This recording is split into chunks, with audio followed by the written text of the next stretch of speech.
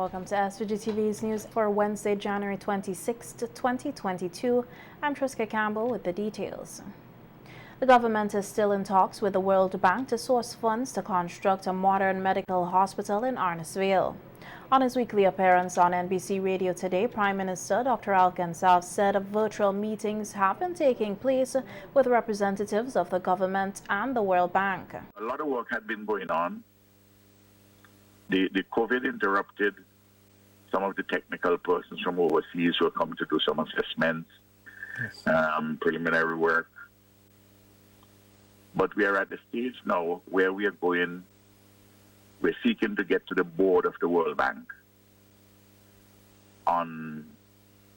in July this year. The persons who were involved at the inception meeting included experts in this particular area, plus the person who dealing with the St. Vincent portfolio, St. Vincent Grenadines portfolio, the head of the regional, our Caribbean area for the World Bank, and the vice president for the World Bank in our hemisphere. So it's a top-level team in which Jimmy Prince, Camilo, and I were engaged with the professionals on Monday at that inception meeting, the opening meeting. Prime Minister Gonçalves noted that the cost for the funding the project has increased. The cost has moved from around 55 million US to a number of 70 million without the equipment, which will have our head knocking us up towards $80 million US. What we will have available at the board meeting in July with the World Bank is 60 million US, and we would apply all of that. So there's a funding gap which we will have to find. The designs for the new hospital, which will be in the area of the decommissioned E.T. Joshua Airport, has been completed and was done by the World Bank. Last year, the World Bank said to us, and all of this I put in the public domain, the World Bank said to us, look, you want some money immediately, you have this money there, you're putting it up for the hospital. We would agree for you to use it, and you can come back to us by the middle of 2022 for more monies on the IDA, and the hospital would be considered. Well, we didn't want to have it up in the air like that. We insisted on getting a letter saying that if we apply these monies elsewhere, we will have the money for the hospital. Meanwhile, construction work on the Black Sands Resort at Peters Hope, which has been delayed for months, may recommence sometime next month. This is according to Prime Minister Dr. Gonçalves, who gave a short update on the project on radio today, noting that he is not pleased with what has been taking place. Got a report as to the restart, of the planning to restart. Towards the end of February, March. I'm not satisfied with the report fully. Okay. So I want further details. But at least it's a good thing that they're talking about restarting. At the groundbreaking ceremony in February of 2017, the Canadian Investors Peace Developments, had indicated that the project would have taken 24 to 30 months to complete. However, 4 years on, the resort, which should have been 200 rooms, is yet to be operational. St. Vincent and the Grenadines is perceived to be the third least corrupt country in the Caribbean. The island fell 3 places in the 2021 Transparency International Corruption Perception Index to rank 36 out of 180 countries in the world. In the 2020 Corruption Index, SVG ranked 39th. The latest ranking means SVG is perceived as the third least corrupt country in the Caribbean region. SVG's score of 59 out of 100 remained unchanged from the 2022 index. Based on the data, Barbados was rated as the least corrupt country in the region with a score of 65 out of 100 and a ranking of 29th out of 180 countries. The Corruption Perceptions Index, the CIP, is the most widely used global corruption ranking in the world. It measures how corrupt each country's public sector is perceived to be. According to experts and business people, each country's score is a combination of at least 3 data sources drawn from 13 different corruption surveys and assessments. These data sources are collected by a variety of reputable institutions, including the World Bank and the World Economic Forum. Former Industrial Relations and Research Officer of the SVG Teachers Union, Otto Sam, said vaccination alone is not the salvation to the COVID-19 pandemic. Sam made the statement as he addressed a news conference yesterday hosted by the SVG Teachers Union, in which members of the media were updated on the progress of the union's court battle against the government's vaccination mandate for frontline workers, including teachers, nurses, and police officers. Salvation from this situation. It's not a punish. You're not going to vaccinate your way out of it with vaccination only. We saw that, and I would have said that God allowed it, that only those from the government side who had total confidence in it, who was so confident that they would fire their brothers and their sisters, that they would have said members of their own constituents. And I'm not going to the politics because I'm not going to be there. But the fact that you had so much confidence, and then God allowed just those parliamentarians to be effective, is a sign. We don't know what God is saying, but there's a message in it that clearly saying something that, hold on, you took the 2 vaccines, these other people didn't take any, the workers were vaccinated, and the fact that you alone, so become sober again now. Sam is urging the authorities to withdraw the dismissal letters given to workers who did not take the jab and who were deemed to have abandoned their job under the Statutory Rules and Order number 28 of 2020. Every one of them recognize that that this Omicron is evading and the vaccine is less effective. But then the WHO comes out and says that even emerging variants are likely to evade and reduce the efficaciousness and effectiveness of the vaccine. In other words, those are enough bits of data for the government to just review its decision. And I believe that we must not demonize them, and they are not to be demonized. And even if the court is an option, the reality is, and the court is a viable option, and the teachers and the workers will win. When they win, the damage might have already been done. So again, I believe that the Prime Minister still has it in him to address the issue, to call the unions in, and it's good that the unions would have written, because we can't harden our hearts. We can't take positions while people are suffering. Sam said it is unfortunate that some persons lost their job for not taking the jab, and the matter must be rectified.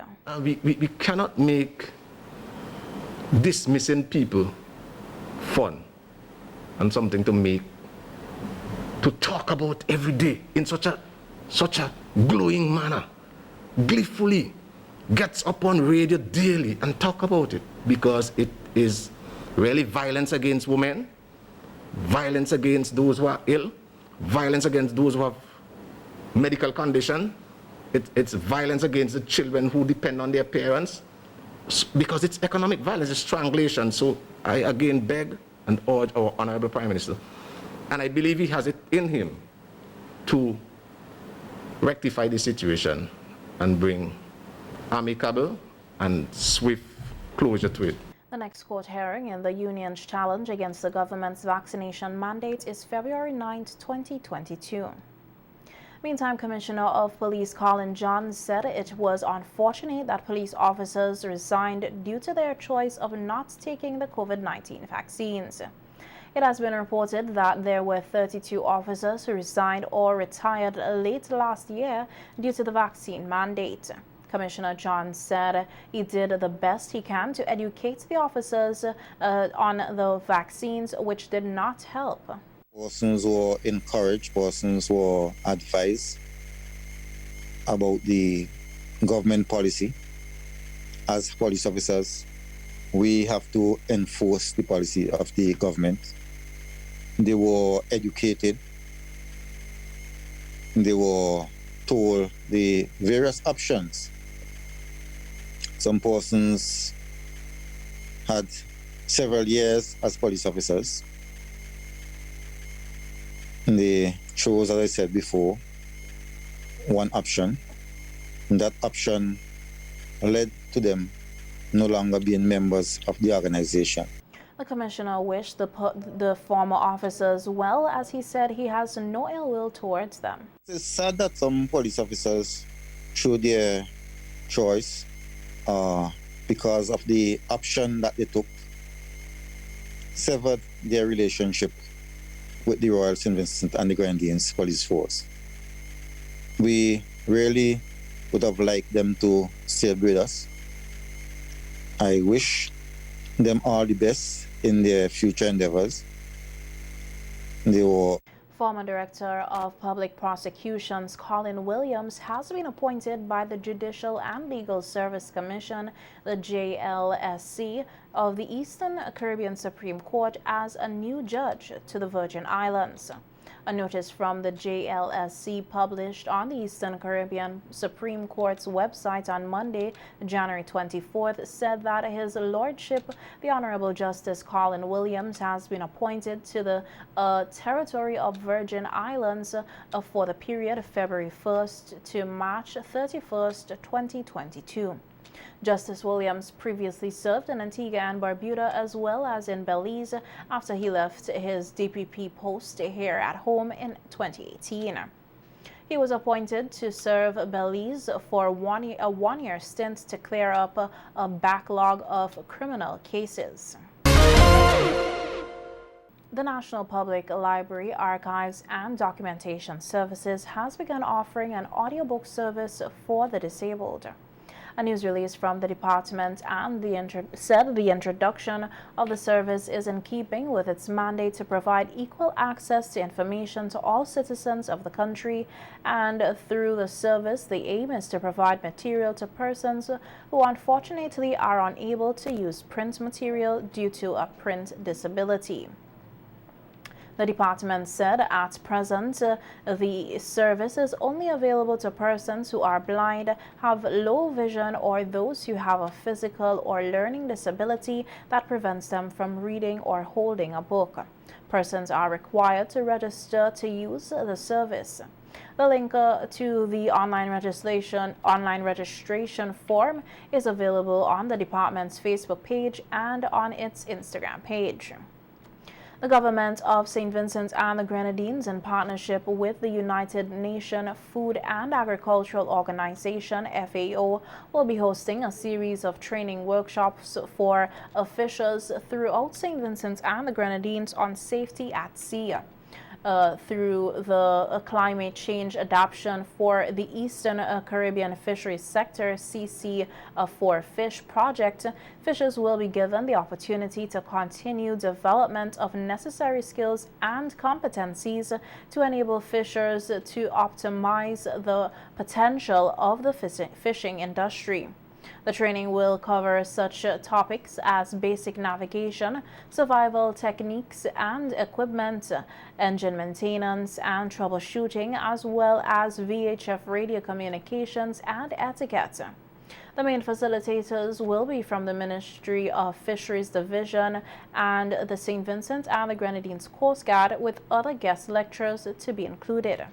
An opening ceremony to mark the beginning of these training and official handing over of the equipment and supplies for the CC4Fish project to Minister of Agriculture, Forestry, Fisheries, Rural Transformation, Industry and Labor, Subota Caesar, will take place tomorrow, Thursday, January 27th at 9 a.m. at the Fisheries Division Conference Room. Cable and wireless business has now been rebranded as Flow Business.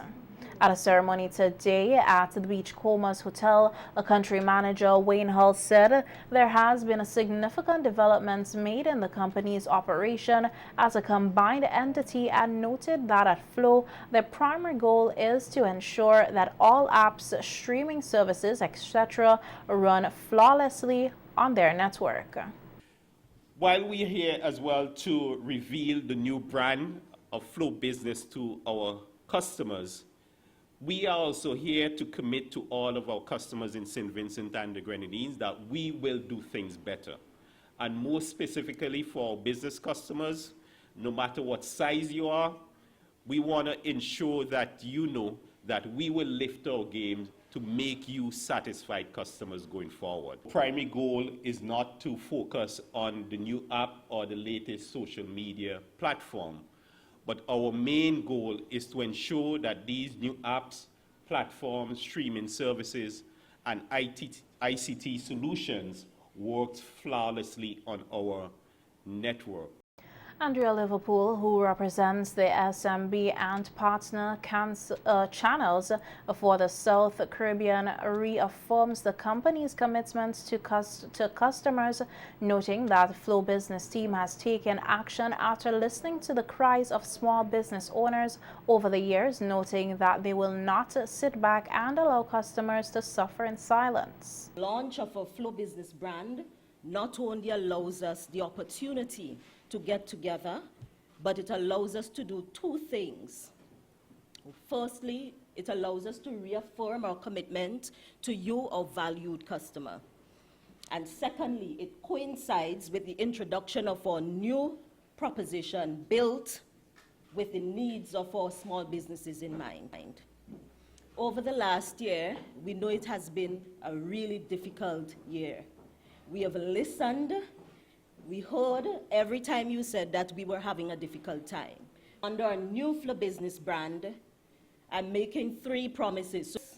Always keeping you connected, always providing you with more, and always being by your side. We are your business allies. In other news now, the police have arrested and jointly charged Jolene Patterson, a 36-year-old waitress of Glen, and Raja Clark, a 27-year-old unemployed of Dorsetshire Hill, Belle Isles, with 5 counts of theft.